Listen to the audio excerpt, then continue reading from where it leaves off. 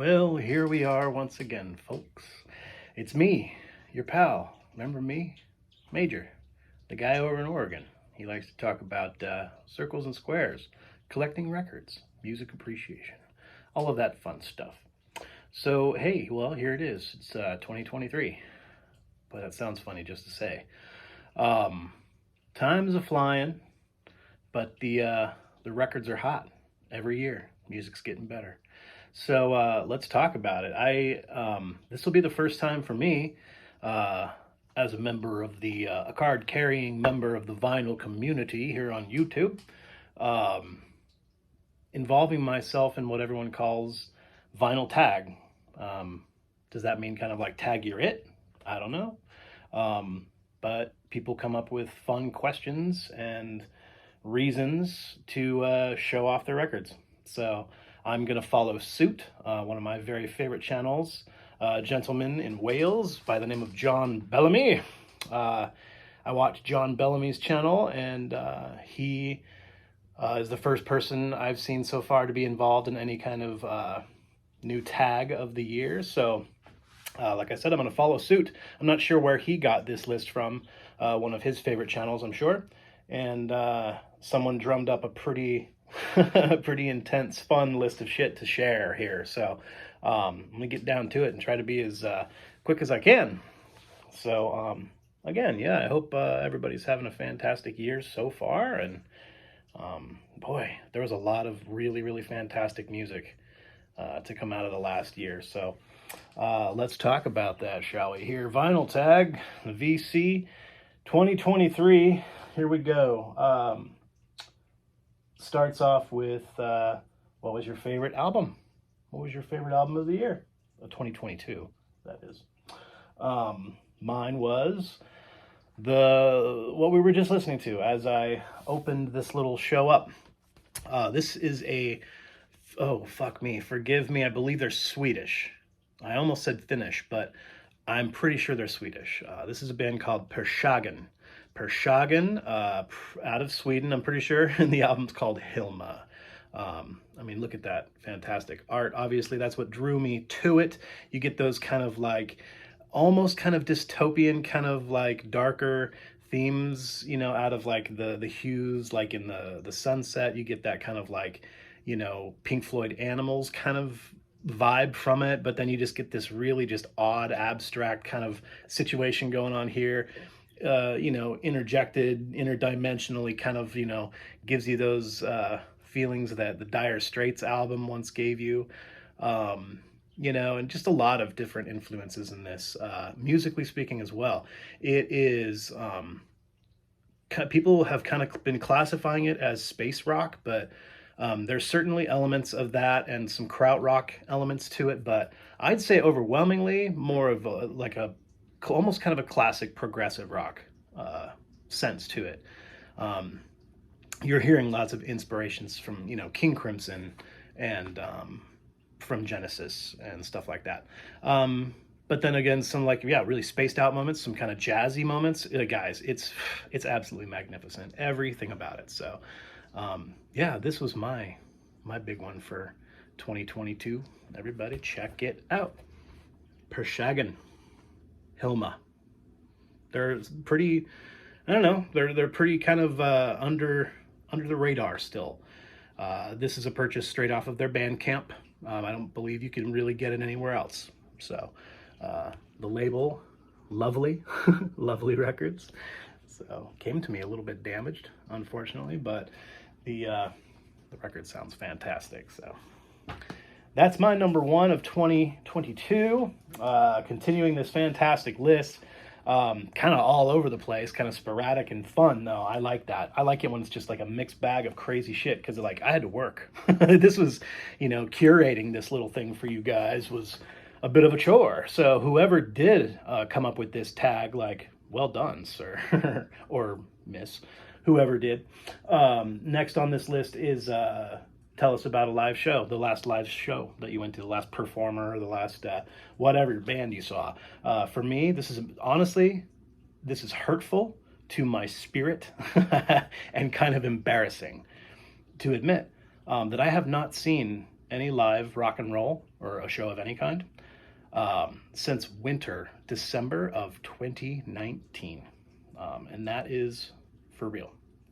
Uh, I mean, besides pandemic, besides that global pandemic problem that we had for like 2.5 years still going, um, not a lot of music going on, not a lot of venues willing to open. Even still here in Hippieville, USA, Eugene, Oregon, where, you know, the sense of liberalism far outweighs any other sense of just, I guess you could say, the common type. So music hasn't been fantastic to go see. Not a lot of bands coming through because venues aren't being as opening and welcome as they should be. And let's face it, Eugene's just kind of still just kind of a shit stop anyway. It's an I-5 corridor shit stop in a lot of ways. So you don't get a lot of really fantastic music coming here, and I'm just getting older, and a night trip to Portland is like fucking 2 hours each way, you know, 2 hours there, 2 hours back on the highway. Gas prices being what they are, food, you know, and ticket cost, like I can't just like dump $150 in one night of fun for me and then come home fucking exhausted, like totally exhausted, be dad, you know, whatever, you guys get the picture. So I haven't been seeing music and I feel kind of like, I feel pretty sad about that. So that's my New Year's, what do you call it? My New Year's resolution, I guess, is just to really get out there and just be a participant still. You know, that's why I'm so embarrassed, is because I've always been a participant, if not being a player in the music scene in Eugene and Springfield, Oregon, my whole life. I've always been like, here you go. You know, yeah, I'll pay for 2 people to come in and see your band. I don't fucking care. Like, pay the band. Bands should make money. So yeah, where was I going with this? It's been a long time. Last band I saw was actually my hometown Heroes. They played a really badass fucking show. Winter of 2019 in support of this album. They are called Yob. They are a doom metal band, kind of a real kind of colorful, artsy, spiritual, kind of like all infused doom metal outfit. Like I said, from Eugene, Oregon. They came back, I think it was like the last show on their just insanely huge leg of American tour they did in support of this album, because I think they had already toured most of Europe with this and they were coming home for the holidays. And then global pandemic struck. So luckily they got timed perfectly, and I think they got a fuck ton of money for this album. It has been repressed 10 ways from Tuesday. I don't know how many fucking reissues there's been. 10, at least 10. I think this is probably even the 10th pressing or 11th pressing of it. But anyway, yeah, album by Yob called Our Raw Heart. 2019, I believe they cranked this out. Maybe it was 2018. Anyway, like I said, yeah, in support of this release from 2018. Last show I saw, kind of pathetic. I know, guys. I'll get to it. That's my resolution, 2023. I'm not too old to rock and roll. No, sir.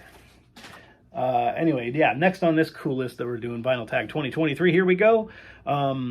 This was tough for me. And, you know, I was watching your video, John, Mr. Bellamy, and you were just immediately like, oh, well, this is easy. There's just a handful of these that his, you know, collection, John's collection is pretty extensive, and his knowledge and history, obviously, as well. So I'm a little less learned, and I'll be truthful. I'll be honest about that. So, you know, peeling through my collection and trying to find a group that I was first certain, I was like, first album, definitely their best. I immediately, because a kid of the 90s, I went right to Rage Against the Machine's debut album. And I didn't want to be as basic bitch as that, honestly. I don't know, this one's this one's going to seem very basic bro of me, according to a lot of you folks in the vinyl community, because you guys are more, this is right kind of more up your alleys. But in my opinion, this is their best album, and it's their first. Everything else to me seems, you know, in the world of progressive rock, Yes is always the one that takes all the heat for being, you know, of the excess and just kind of like, you know, all the talks about Topographic Oceans being bloated and all their albums being kind of bloated for a bit there in the mid and late 70s. But I don't know. I feel that this band was far more guilty of that kind of, in indulging in everything, and way more of a egocentric group, if you ask me. Out of the '70s, of course, ELP, prog giants, but I think this is their best. Everyone else would probably say Brain Salad Surgery, or maybe even Tarkus for a lot of you like diehard prog heads. But I mean, I'm a prog guy too, but as much as a Generation Xer from West Coast America can be, I love my prog, and this is my favorite of ELPs. They're first, they're best in my opinion. Self-titled, 1971, right? Or 70, 1970. So yeah, just I don't know, dude. The A side, the Nice Edge, is so fucking badass, and that's just like one of the main like templates in my opinion. One of the main, just kind of like, the drawing board for what was to come with metal. I feel that this was one of the most inspirational proto metal albums out there. The Three Fates on side two, people give it a hard time ending with Lucky Man, because Lucky Man being that single, and it's just a little bit kind of saccharine, but I don't know. I think it's a touching way to end an album like this. It's really got like a real sardonic feel toward the end, and you kind of feel like it's meant to be a little bit kind of just sarcastic. I mean, obviously it is, just with the language and everything it's very kind of, I don't know. This isn't a I'm not meaning to pick apart this album. Sorry guys, but yeah, in my opinion, this is what I picked for the first. Their first is their best. IMO, in my opinion. Yeah, this is a really fun tag, guys. So thanks for letting me play along. I hope everyone piggybacks on this specific list and kind of runs with it. I have a few followers, so maybe some of you guys, if you're going to be posting some stuff and you watch my channel, yeah, let's keep this ball rolling. This is a fun one. Pardon me while I wet my whistle. Okay, next on the list, this was a really, really great one, because I can show this album again. It's like one of my favorite albums of all time. I talk about it all the time. But we're supposed to pull out a hat trick. Woo! Hat trick 3. Cassette, CD, and vinyl of all the same album. My favorite being this hat trick, one of my favorite albums of all time. We were just talking about him. Yes, is Relayer, 1974. Oh man, I'm still tossed, because like Fragile's their best album, but I don't know. My brain is at war with itself, my yes brain. So yeah, I don't know, in 1974, pretty cool. I think Relayer's their best album. It really is. Big deal. I have the CD. I don't have the cassette, but I do have the 8-track, which is fucking way cool. So yep. And I have a I believe it's probably like I think it's a 1985 reissue, but a Japanese obi. Sounds amazing. A lot of shit really, really pops. Patrick Moraz especially. Patrick Moraz, which is probably my favorite thing about this album, and what makes it so characteristically just different than the rest of Yes's albums, is that Moraz. That fucking punch of Moraz all over the place. And then, the Japanese knew and appreciated that shit. They probably worshipped that guy and his giant hair. You know what I mean? The Japanese in the 70s were like, Patrick Moraz, he's fucking killer. He's so great. I almost said he's so much better than... Anyway, Rick Wakeman, I have issues with Rick Wakeman. I don't know why. I love Patrick Moraz. I love that album more than anything. So yeah, there's my hat trick. Lots of Relayer up in this house. I've got one on my wall too, just because I love that fucking Roger Dean art. Cool. What's next on this fun little list we have here? Did a hat trick. Next is show us an album that starts and ends with the same letter. And I immediately went to, well, this is easy. Any band, lots of bands. And it's like, nope, not a band. An album title that starts and ends with the same letter. not as easy as I thought it would be. And again, I didn't want to do any kind of just like basic bro stuff. Tried to dig as deep as I could. It took me a while, but this one's cool. I'm glad I noticed it and it popped up. I love this band, Causa Sui. They are a Danish stoner rock, jazz rock, kind of heavier than your kind of just like what's going on in Scandinavia right now, what people call, Scandi jazz, which is basically just kind of like, jazz rock, but a little bit kind of stonier and harder. These guys are definitely more on the hard rock end of the spectrum when it comes to the stony Scandinavian jazz that's happening right now. But yeah, Causa Sui, everyone check them out. This album, Upori Tide, both begins and ends with the letter E, which was a really kind of a fun find. How about that art? Yeah, I think Jacob Scott, is he the one that does all of their art? Yeah, layout and the drawings are by a man named Martin Rude. So that's different.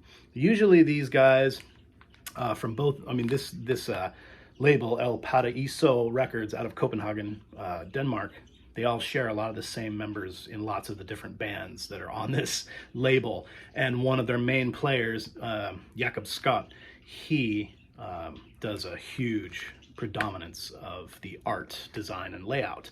What makes this band so popular and makes them pop to everyone is the art style, and the way these LPs look is just magnificent. This man designed the logo, does a huge amount of all the other art design for all their fantastic albums. So yeah, Upori Tide by the band Causa Sui. I'm never sure I'm pronouncing that right. Causa, I think it's Causa Sui.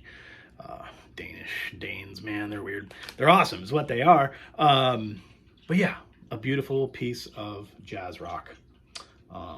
2017, I want to say, maybe this was. They have a ton of albums. They have like a dozen albums, guys. So go to El Paraíso Records website and fucking click, click, click, click, click, click, click, buy all. They're great. What's next on this super cool list? An artist. Tell us about an artist that was born in the same year as you, or month and year, if you can get that. This was tough.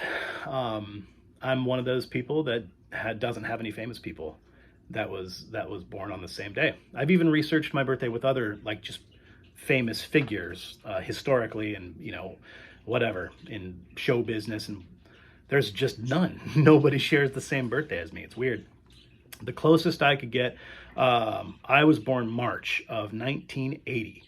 And so the closest I could get to any musician that was near me was just like a bunch of random, pop, girl pop artists. Like, oh, who's that gal, that blonde with the big cans? Jessica Simpson? Yeah, Jessica Simpson was born in like June of the year that I was born. And like another, one of the Backstreet Boys sometime late in 1980. But the closest I could get to me was who is someone that I actually like. I don't unfortunately have any of his music in my collection, but you all know that single and love that single that was super popular on the radio about a decade or more ago. But that artist Gautier, is that how you pronounce it? Yeah, anyway. Somebody that I used to know, somebody. Yeah, that guy. He had fucking great, cool video. It was featuring another artist that my daughter loves, who I think is fantastic as well, that female vocalist Kimbra. He was born in May that year, so a few months after me. I noticed right around the same day that Mount St. Helens blew up here, and right up the road, right up the road from where I'm sitting right now. I was driving down Highway 99, south from, I shit you not, the town of St. Helens, Oregon. The mountain itself is in Washington state, but it's pretty damn close to the border. And there's a tiny township, just a little cowpoke community northeast of Portland, where I had a bunch of family up there, and the town was called St. Helens. We were traveling back from there, literally, en route back here to the southern Willamette Valley, Eugene, Springfield, Oregon, when that fucker blew. Kaboom! My mom and dad were in the car with me, with 2.5-month-old me bouncing around in the back of the station wagon. Mountains blowing up and shit. Yeah, we live in a pretty crazy place here. What's next on this crazy list? Yeah, sorry, that was kind of dumb, but I don't have any Gautier in my collection, so you guys know who he is. This was kind of maybe a little bit confusing for me, but I pulled out a whole bunch of stuff here. What was the most listened to in 2022 for you? Album and artist, or album or artist, or whatever? I just included them all. Did you mean the album needed to be from that year, released in 2022, or just all together? Like, what did you listen to most? I don't know. A lot of people like to look at their device and see what their device, like on Spotify and stuff, you can count the hours of what you're listening to, I guess. I don't know. I don't use apps like that generally. I just go by what I know I'm like listening to at work on my Pandora and at home. But yeah, I got it, separated into a few little kind of subcategories here, I guess you could say. So the album I listened to most throughout the year, because I bought it at the beginning of 2022 and loved it immediately and just listened to it constantly throughout the entire year, because I think I got it like in February of last year, was this album that made my top 10 of the year. I think it was up there. It was maybe like 5 or 6, I think. Anyway, this video game soundtrack. The video game is called Mutazione, developed by an Italian company, I think, and the composer who did the music for it is Italian as well. Or he's not Italian. He's from that small island that's just south of Italy, out in the Mediterranean. What's it called? It's not Sicily. It's another small island out there. And they get pissed if you call them Italian, because they're not. They have like their own subculture. Anyway, forgive me, but Alexandro Coronas, from somewhere in the Mediterranean. Fantastic album, though. It's really great. Super eclectic and varied and interesting. Like, it's a double disc, double LP. And so the whole first disc is like direct, linear, like as the game is developing, you're hearing the little snippets of just like 3-minute tracks here and there. And some of it's like interesting kind of like pop punk and folk music. And then some of it's ambient and kind of like super minimalistic and chill. It's fucking fantastic. And then the entire the entire second disc, C and D side, is all just ambient, minimalist, kind of like synth and like acoustic guitar and just really beautiful soundscape type of music.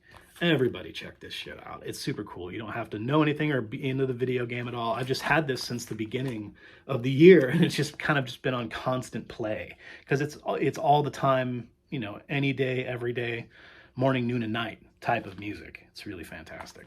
Kind of quirky, kind of fun. There's a lot of character in that music, In the same category, most of the stuff I listened to throughout the whole year, like I said, because I've had it since early on in the year. And it's just kind of music that can be enjoyed at all times, anytime. I've been in love with this group, Billow Observatory, now for a couple years. I think it's predominantly one or two gentlemen. Not sure exactly where they hail from. I've done the research before. I think they're from Texas here in the States. Or no, maybe they're from Britain. Fuck me. I don't ever recall any of this information that I learn about all this music that I'm absorbing. It always just kind of goes in one ear and out the other ear. You know what I mean?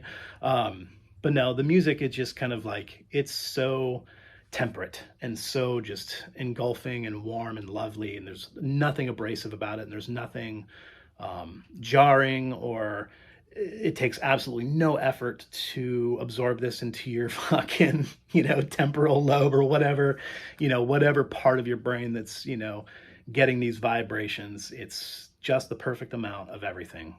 It's really fantastic music, just kind of ambient electronica. This was an older one from like 2016 or 2017, I think. Anyway, it's self-titled, double disc. So I've had this for a couple years now, and I've just adored it. I caught wind early on in the year that they had a new release, and so this was again on my top 10 of the year. 2020, Billow Observatory, the name of the group, and album is called Stair Side. Yeah, so everybody check this out.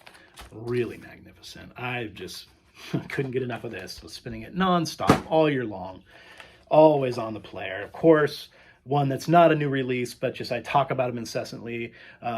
One step behind, again, John Bellamy, of course. He and I have a mutual loving relationship of this group, and we both, I mean, I talk about him constantly, and I listen to him constantly. This, if you were to like dig into my phone and see how many hours I spent like listening to specific songs or bands or groups or whatever, I predominantly listen with Pandora. That's all I use. I don't use Spotify. I don't fucking like it. Half the music that I research that I want to listen to is not even on Spotify. So fuck them. Yeah, so you'd look at my Pandora player and you would just see the Wobbler channel, just like every day at work, the Wobbler channel.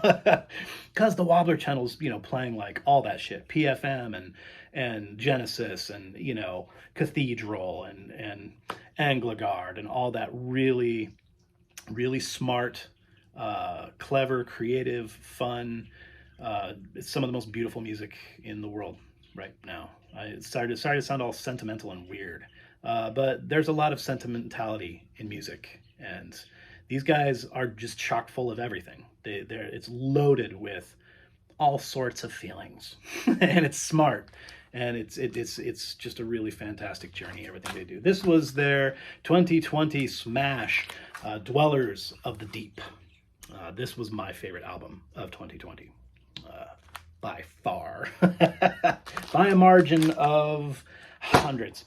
Okay, cool. So that's just basically, that was my year. I was just like absorbing all of that all the time. Next on this super cool fun list, kind of out of left field, I guess you could say, out of the Southern Hemisphere, share with us, maybe I guess just one of our favorite Australian artists, of all things. I don't talk about a lot of Australian music a lot on my channel, but I have featured some of my favorite artists happen to be like for a while there, like a lot of this like burgeoning kind of like fuzz rock, you know, rebirth of popularity and like kind of garage rock, fuzz rock, psyched out stoner kind of shit, you know, like it's really super popular, and a lot of the best of it's coming out of Australia. So of course we speak of heavyweights like King Gizzard and the Lizard Wizard, stuff like that. But these guys are kind of like in that same, within the same ilk, I guess you could say. I have talked about them again nonstop on my channel for the last 2.5 years that I've been doing this. Hopefully introduced a lot of people to this group because I think they're absolutely magnificent. They are called the Psychedelic Porn Crumpets. The Psychedelic Porn Crumpets. This is, I think, their debut release, like their first major kind of like LP release, on a label called What Reality Records. This was a dual release. They released it in part and parcel of itself, but like also as a double LP, just so if anyone wanted just one, they could pay $25 for it, and if they happen to want both, they could get both for 40, kind of thing. I don't know. I think they kind of did it as a favor to their fans, and then it turned out to become just like an insane hit. And these double LPs that come with different artwork and colored wax and whatever, like these sons of bitches go for $250 now. It's crazy. I think this is my most valuable record in my collection as of now. But yeah, I think, you know, it's an original press from Australia. The double LP itself, I think it goes on most sites for around $200, sometimes more. But yeah, it's called High Visceral, Part 1 and Part 2 by the Psychedelic Porn Crumpets. Released in like 2016, I think, 2015, something like that. Magnificent band, guys. Check them out.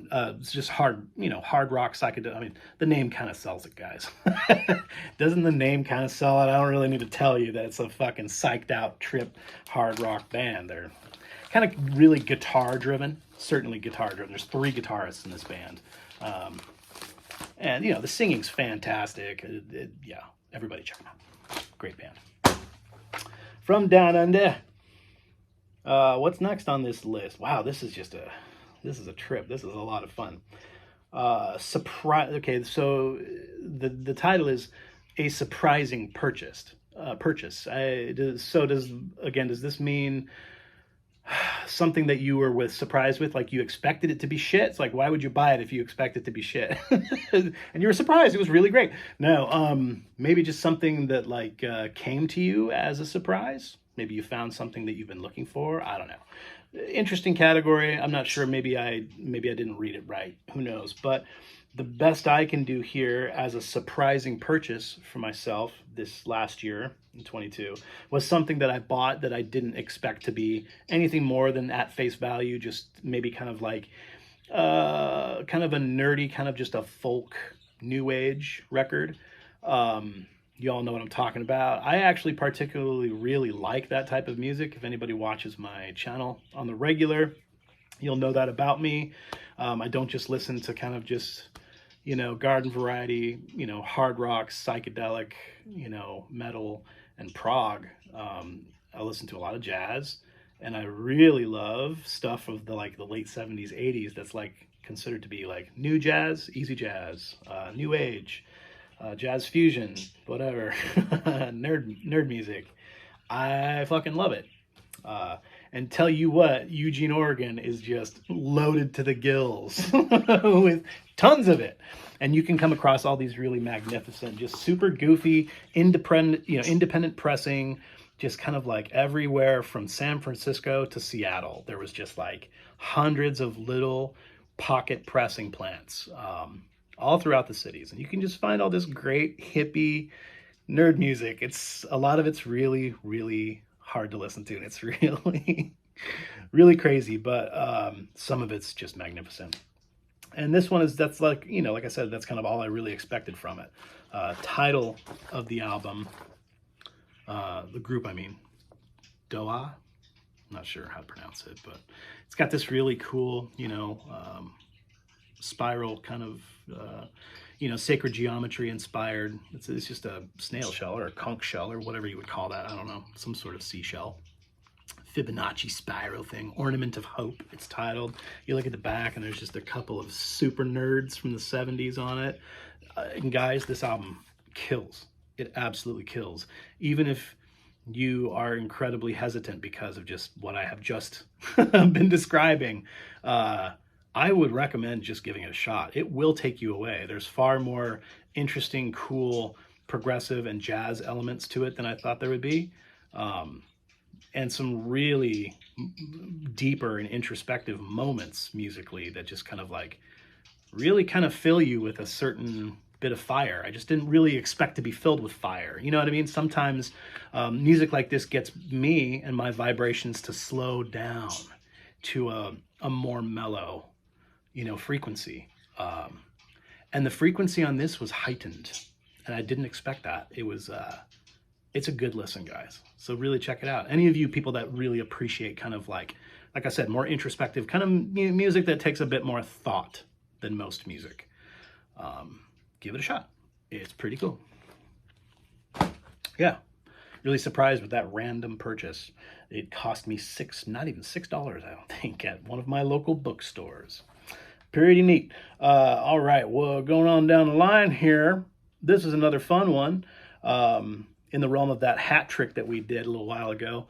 That was cool. This is show us an entire collection of an entire discography by somebody, an entire catalog. In their terms, I think it was a band you're complete on. Is that what you guys say over there in Britain? I've tried with this. I've tried with this with numerous of my very, very favorite bands. The hard part being that all of my favorite bands are from the dark age of vinyl. And so being a completionist with original pressings by some of my favorite bands is super tough. 80s and late 80s and 90s rock LPs are hundreds of dollars a piece sometimes, getting some of that shit that I loved. A lot of it has been repressed, but even repressings and shit are still incredibly outrageously expensive. So I tried for a long time. The first thing I ever got, actually, I think I even did get the entire discography of Pearl Jam at one point, about 10 years ago. I think I had it before they released the last two that they've done. The only one that I didn't have was the original vinyl pressing of their double disc that they released of all their B-sides that were previously unreleased. So it was kind of just a compilation album that I didn't really count it as part of their main discography because it wasn't an actual studio album. So, but I think I did at one point in time. I think I had not all original pressings, but I had the entire Pearl Jam discography on vinyl. Not anymore. I've sold some and got rid of some of them because, let's be honest, the last few, like 2 or 3 of their albums haven't been fantastic. Got real close with Radiohead there for a while.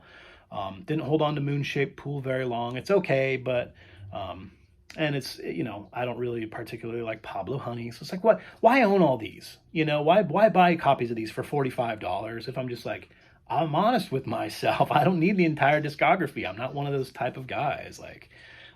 And I'm not about to buy a $45 record that I'm not going to fucking listen to. So, also been really close with, Pink Floyd, been really close with a few others. But I'll be honest with you guys. I'm shooting you straight here. Mage shoots you straight here at the Music, the Squared and Circles channel.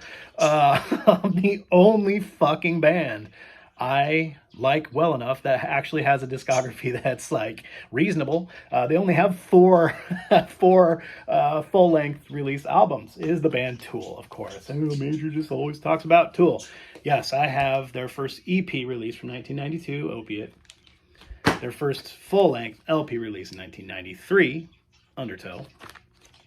Which has been getting increasingly difficult to come across. Opiate you can still get as an EP, like they're still repressing that shit, and you can get it for like $7 unopened. It's pretty cool. But yeah, Undertow is getting a little bit harder to come by these days. So if y'all aren't privy and you guys happen to be Tool fans, you might want to snag it. Same as like Radiohead. If you find any recent pressings of Radiohead albums, just fucking grab them because they're going the way of the dodo. They're $60 now. And Tool albums are going to be that. Well, this album, I mean specifically, is going to go the way of the dodo here pretty soon again, and it's going to be going for $60-$70 a pop again. This one probably not anytime soon because I think there's still a billion copies of this everywhere. Not a recent reissuing, but it's the first and only official pressing they did of this one. So that was next from Undertow in 1993. It took them a while to get to 2001 when they released Lateralis. And this was the only official vinyl they ever did for that. And then another gap until 2008 with 10,000 Days. This is an unofficial pressing. They did not do any official pressing on vinyl of this album. This is a boot, I guess you could say. But not really a boot because there were, thousands and thousands of these made. Very professionally done. It's a great unofficial pressing. It sounds amazing. It's on this really cool, reddish orange vinyl. It's worth a pretty penny. They're worth a lot of money now. So that's only 1, 2, 3, 4, 3 full lengths and an EP, and then their 5th and most recent album from just a couple years ago, and then they released this year, this 5 LP super box set of their most recent release, Fear Inoculum. So that's the only complete I got is the band Tool. Got all their stuff. And I have all of their stupid, they've released so much garbage. They've released the same album in 6 different variations so far. 5. I think 5 different variations. 2 different vinyl variants, box sets and whatever. And then either 2 or 3 different variants of the CD format / digital release, whatever. They're the weirdest fucking rock band of all time, guys. And how they do things, I don't know. Yep, that's the only band I got complete. What else we got here? Oh, this was a fun one. A fantastic run of 3 albums by a band. 3 albums in succession that were just absolutely bang up awesome. This was my pick because, I don't know, very few bands can do that, where they can really have 3 in a row that were just all incredible, not only absolute successes, you see, your own opinions can can stand for whatever. And you can think, okay, these 3 albums are all in a row and they're all magnificent, you know. And I immediately I wanted to talk about Yes again, you know, because for me, you know, what would it be? Close to the Edge, Tales from Topographic, and Relayer, you know, those 3, 72, 73, 74. It's just like, oh my God, how can you get any better than that? But that's all so subjective because most fucking people hate Topographic Oceans. And there's a lot that can be said about it. How some of it can be kind of really just kind of dog shit sometimes. It's all about personal opinion and how you feel about it. So I get that. But this one's like a lot harder to argue with by everybody from every camp. You know, the rock and roll people and the whoever people all across the globe, like all types of appreciators can agree that on this band and in this succession, these 3 albums. And I think most of you will probably agree as well. 2000's Kid A. Sorry, guys, I only have the combo album to show off, but 2000 Kid A, 2001 Amnesiac, and then a little bit of a break in 2002, and then in 2003, they gave us Hail to the Thief. Those three in a row are all insanely incredible masterpieces. This one especially. I don't know, Amnesiac I think is my favorite Radiohead album, but god damn, those 4 years for me, that's all I was doing, just singing Radiohead. I just wanted to be just like Tom York. Yeah, incredible band. That's probably my favorite run of 3 right there. Okay, guys, I'm dragging this on. I'm sorry, I'm taking a really long time with this, but this is such a fun project. Show us an 80s soundtrack. I got a lot of 80s soundtracks, but a lot of them are just kind of run-of-the-mill and boring and stupid. I immediately thought of like, oh, what did I have pick up recently? I have like, I have the soundtrack to the movie Strange Brew, with Rick Moranis, and I'm like, okay, that's not that funny. And then I'm got comedy on the brain, so I'm like, oh, and I go to the soundtrack for Scrooged, the movie Scrooged with Bill Murray. And that's a great soundtrack. It's got like an Oingo Boingo song on it, and it's got some other crazy shit on it. It's not even really like it doesn't have a Christmas tinge to it, It does have some Christmassy shit to it, but Buster Poindexter and whatever else. Yeah, but I don't know. I wanted to get a little more creative with it.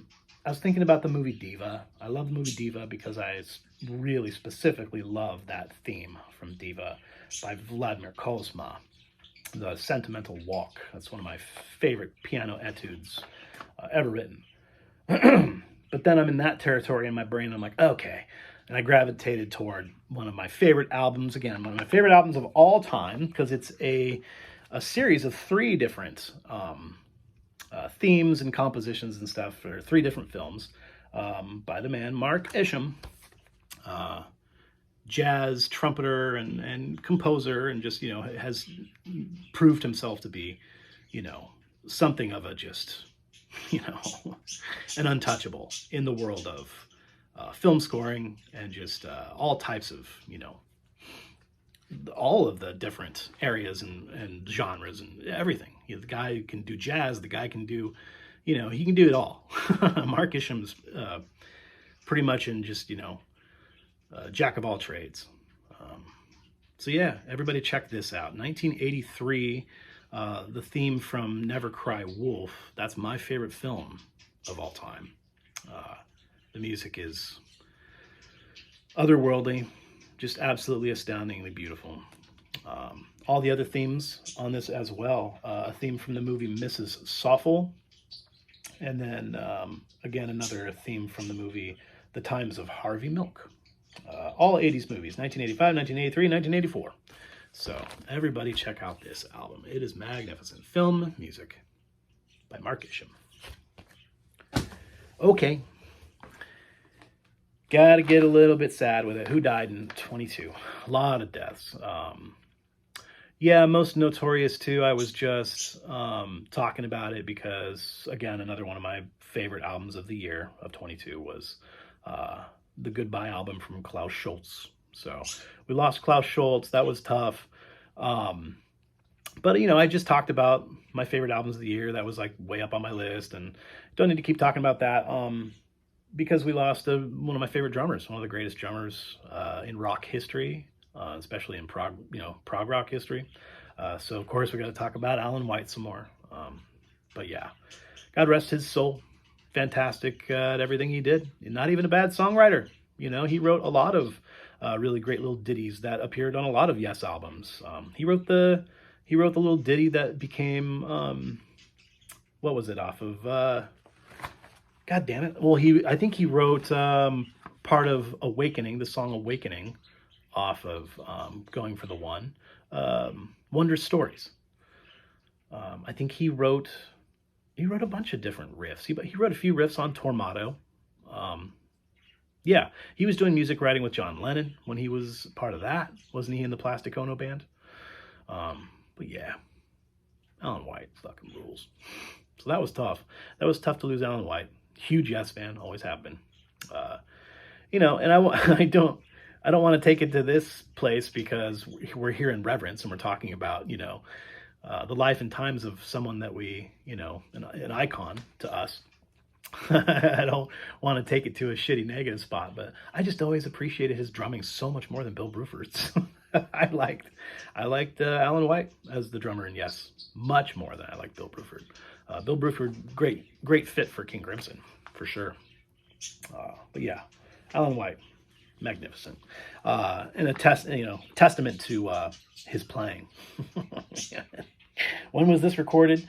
I don't know when the show must have been, because they play Wondrous Stories and they play Parallels. So this had to have been on the tour, not with Patrick Moraz. Rick Wakeman was back in the band.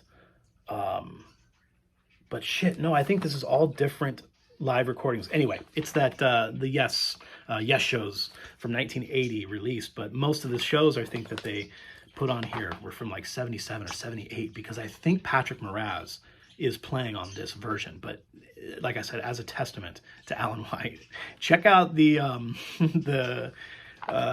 theme from The Gates of Delirium toward the end when it gets into it's the middle section when it's like, the war, the battle, whatever section.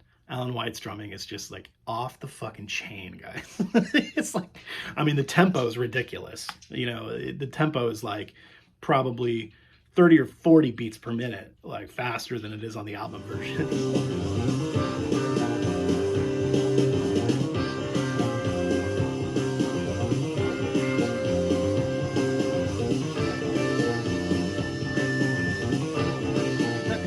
Like, it is otherworldly. He's such a fucking great drummer. So yeah, check that out, guys.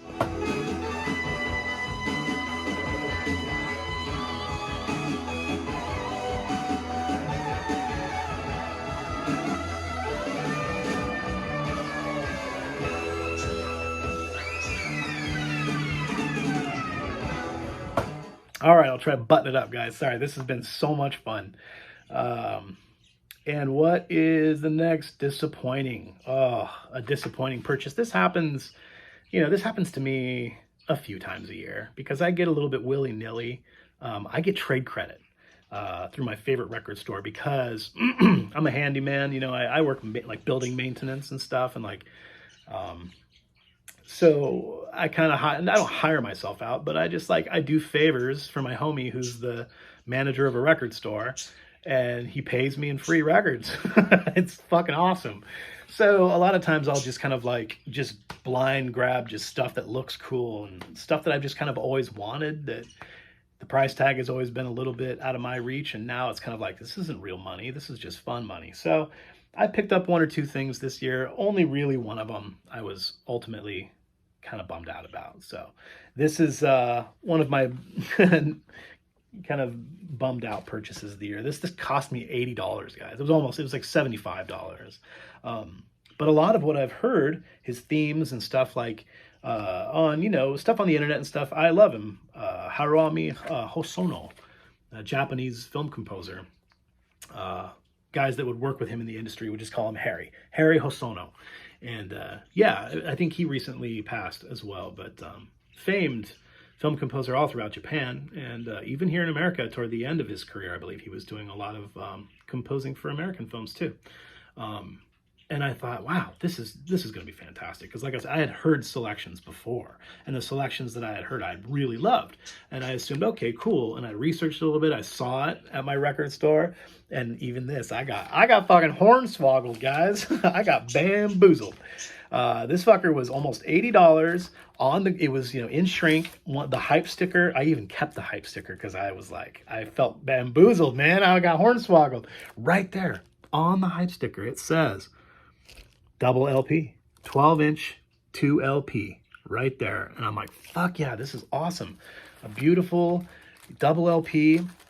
And all I did, because I saw that on the front, and then I flipped over the back, and I look at the back, and there's like a long list of A-side, B-side. I assumed that this was C-side, D-side.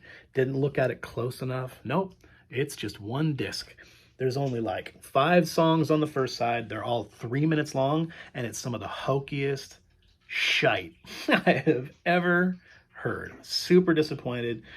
I mean, it's still, for what it is, it's fantastic. I know that these themes are tied to moments in film, and so I'm trying not to be too hard on it, but it's just like I have nothing to associate, because I've never seen any of these films, and I only know of like the more kind of like the ambient electronic minimalist side of his career that he was doing kind of later in his career.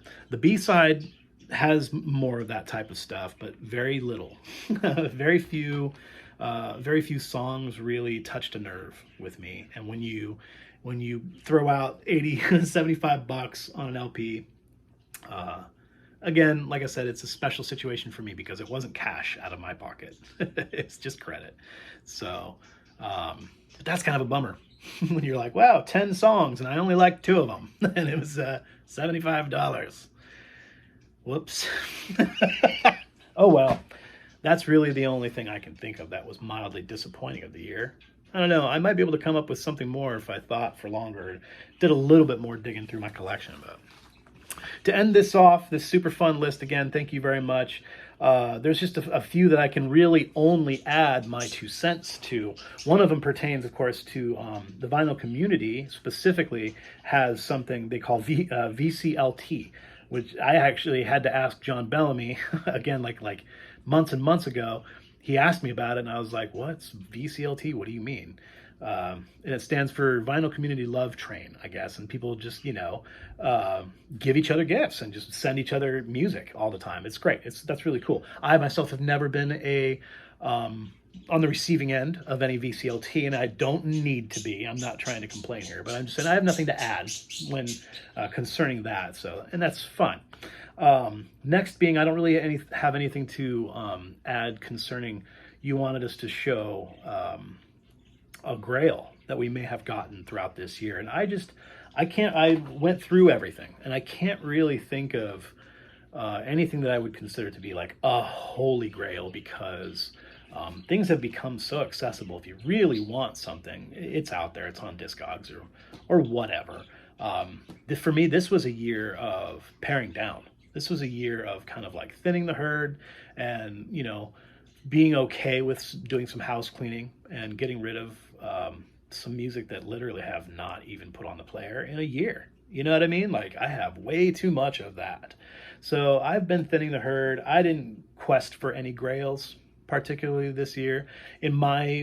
Honestly, my addition would be the grail being just kind of like discovering that Pershagan album and shelling out the $50 it took to get that from Sweden. Like that was huge to me. Like, because I wasn't spending money on LPs this year, guys. If you might watch my 2020 or 21 list instead. I was like, I bought all of my favorite albums of the year, and all of them came from fucking, Central Europe or whatever. It was like $60, $70, $80 for all these LPs. It's ridiculous.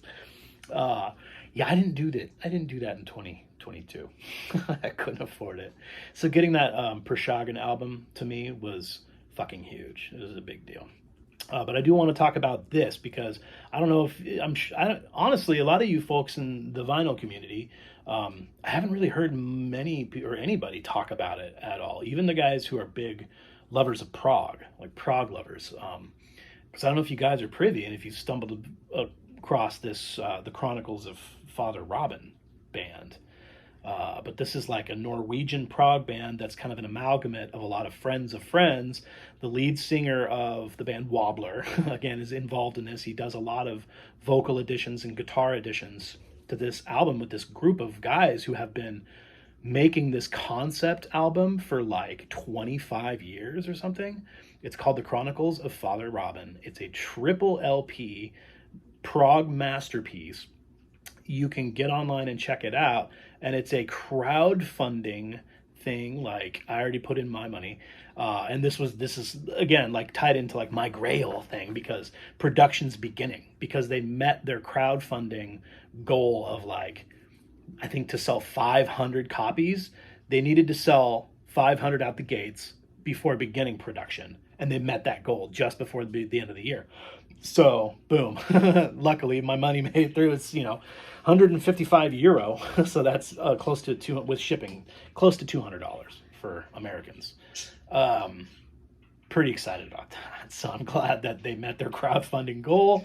And this Chronicles of Father Robin, what are they calling it? I had to write it down. They're calling it the Songs and Tales of Eroia. This is like a fictitious Middle Earth type, land or whatever they call it, Eroia. And it's gonna be, I've listened to snippets of it, and it's absolutely phenomenal. So really excited about this Chronicles of Father Robin triple LP that's gonna drop, I'm assuming mid to late 2023. So that was my little addition to the Grail theme.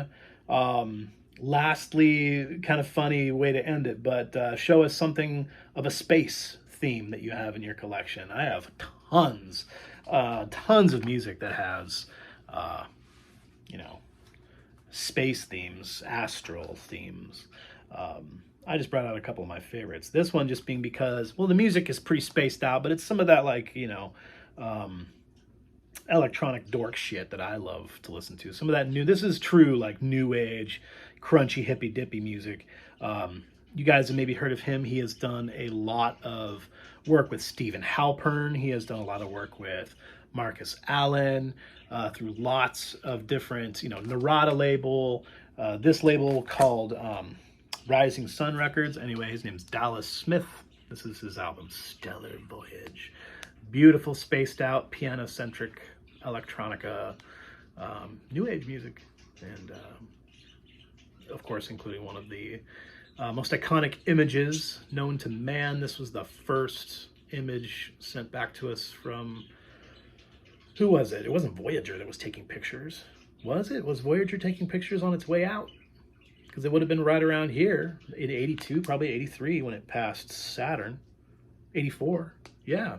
So it was probably one of the Voyagers as it was passing Saturn. It took 4 or 5 years to get to Saturn. Snapping photogs and sending them back to us. This is one of the first pictures we got. So, like I said, pretty iconic, pretty cool. Spaced out shit. And this one's spaced out just for the musicality of it, because we all love Stephen Roach.